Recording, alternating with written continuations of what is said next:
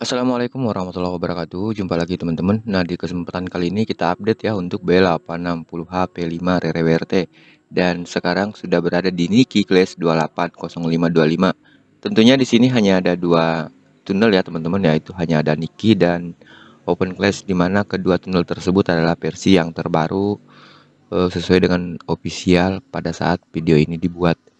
Nah, baik, di sini ada banyak perubahan sih di konfigurasi Niki dan Open Class-nya ya. Mengingat akhir-akhir ini saya juga sudah merasakan ya, seperti Niki teman-teman itu entah kenapa serasa bagusan Open Class.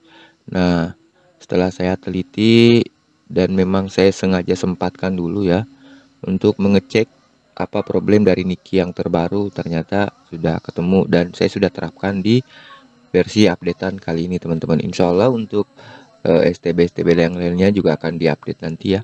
Kemudian DNS, saya menggunakan default DNS dari Cloudflare. Jadi sudah tidak lagi menggunakan Quad9 teman-teman. Dan itulah salah satu penyebabnya juga ya, kenapa beberapa updatean Rere WRT itu rada-rada kurang responsif ya di internetnya. Bahkan teman-teman pemula malah banyak yang tidak bisa menggunakan tunnelnya teman-teman. Nah, baik, seperti biasa saya cek dulu ya sebelum di-share, dan silakan disimak teman-teman untuk mendapatkan link password ya. Dan sekali lagi juga buat teman-teman yang pengen iseng, janganlah ngisengin link-link yang di Pastebin ya. Karena jika ada laporan, meskipun itu laporan palsu teman-teman, meskipun laporan palsu cuman bercanda, itu langsung ditanggapi oleh Pastebin dan langsung dihapus. Mereka tidak melakukan cross check dulu ya, langsung saja dihapus.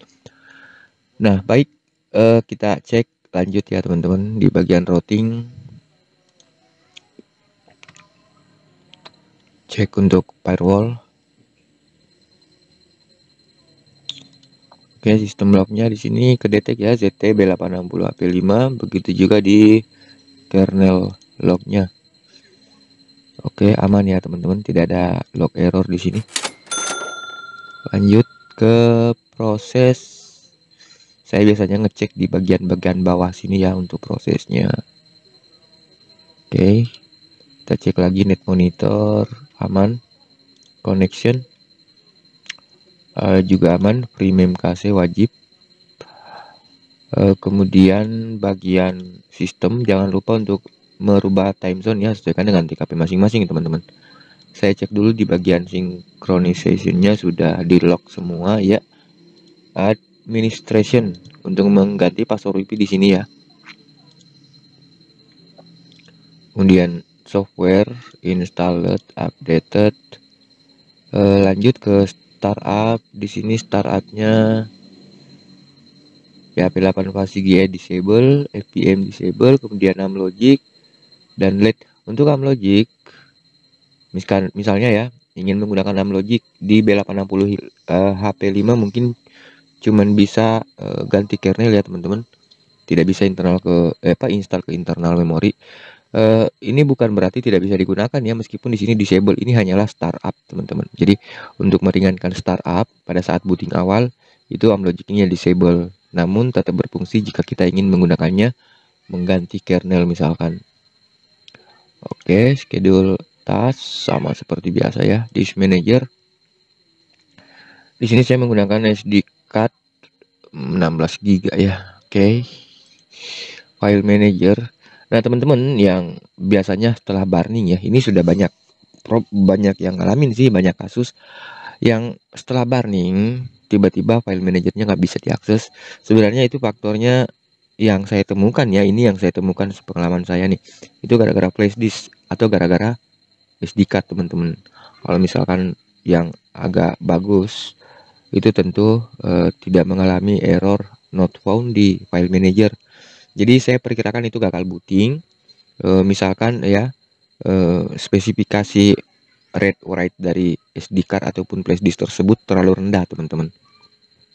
Jadi kalau bisa ya gunakan kelas 10 yang original. Saran saja teman-teman. Lanjut ke mount point, aman ya. Amlogic service. Nah, seperti yang saya katakan tadi, di sini tetap bisa digunakan untuk ganti kernel ya. Sudah dimentokin max frekuensinya. Shutdown, reboot.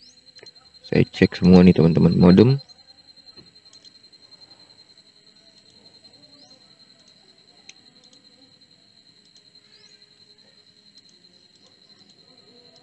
Oke, cek 4G connectionnya.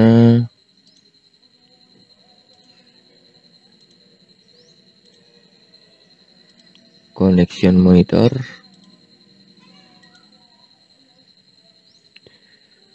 Nah, baik, langsung cek di Niki. Nah, ini sudah saya konfigurasi sedemikian rupa ya teman-teman. Di main config bagian DNS itu sudah menggunakan DNS Cloudflare ya. Kemudian kita cek dulu di sini general. Oke.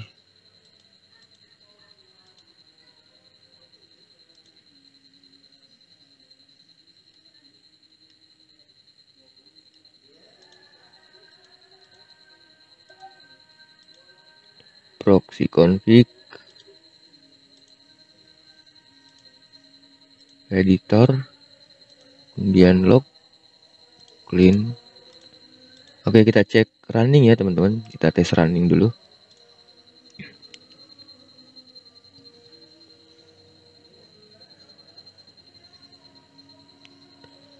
Baik, kita langsung cek dashboardnya bisa ya. Kemudian kita cek CI/CD. Dan sekedar informasi, setelah mengisi akun, teman-teman jangan lupa ya untuk mengedit atau memilih akun yang ingin diarahkan ya, atau rules yang ingin diarahkan ke akun mana. Karena di sini saya isi default itu direct semua teman-teman, biar pada saat awal digunakan itu bisa langsung ada internet ya, terutama buat yang ada kuota regulernya. Oke, jangan lupa ya teman-teman di bagian rulesnya pilih selain direct kalau untuk menggunakan tunnel. Nah, ini tidak ada masalah.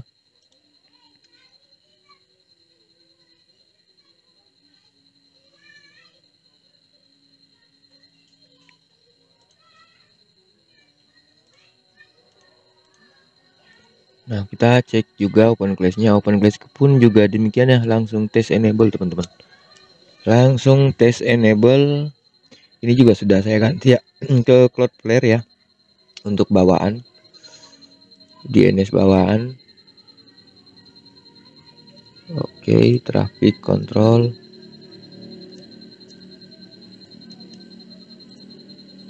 DNS setting, kemudian black white dashboard.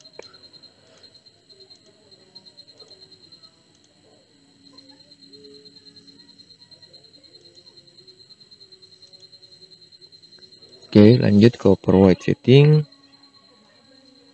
Nah, di sini teman-teman untuk default name servernya sudah menggunakan Cloudflare, fallbacknya pun juga demikian, dan saya sudah tidak lagi menggunakan TLS, saya menggunakan HTTPS teman-teman.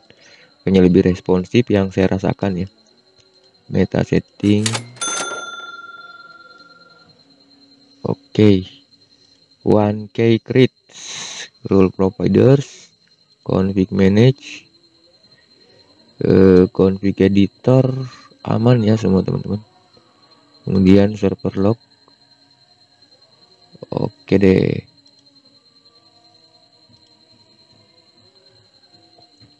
Kita jangan lupa ini juga semua direct ya teman-teman. Di sini. Oh sorry, tidak, ini tidak direct. Oke, saya akan rubah menjadi semuanya menjadi direct ya, biar teman-teman tidak bingung nantinya. Nah, seperti itu. Oke, coba saya cek dulu di sini tadi ya. Oke, sudah yang terbaru semua nih. Makanya tadi sempat kelihatan ya di log error itu ada error yang warna hijau karena keblokir internetnya, bukan keblokir sebenarnya ya, belum ada akun di sini teman-teman. Makanya saya bawa ke direct dan sudah bisa ngupdate version info. Oke, aman ya. Kita disable dan kita clear lognya. Base64 decode encode, tile scale.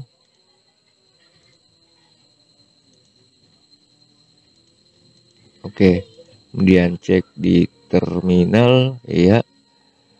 Nah, config kita cek di network setting lagi ya.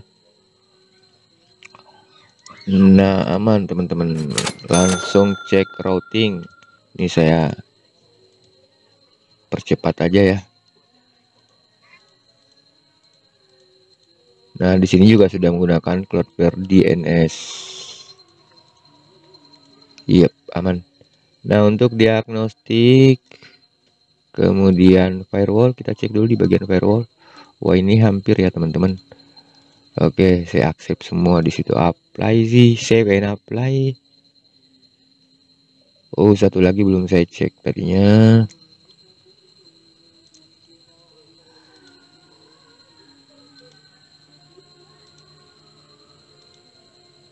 Di bagian mana ya, di sini ya.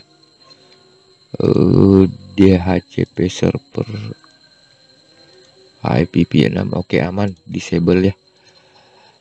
Nah, untuk icon navbar kita cek dulu. Oke, semua bisa diakses ya. Link navbar terminal ya, sudah ini YouTube-nya saya, kemudian link about. Nah, buat teman-teman yang ingin berdonasi, yang ingin mensupport keberlanjutan RWRT bisa berdonasi di sini teman-teman. Dan untuk nomor dana sudah berubah ya. Dan saya sudah sertakan kiris di sini karena beberapa hari yang lalu ada teman-teman yang minta kirisnya juga.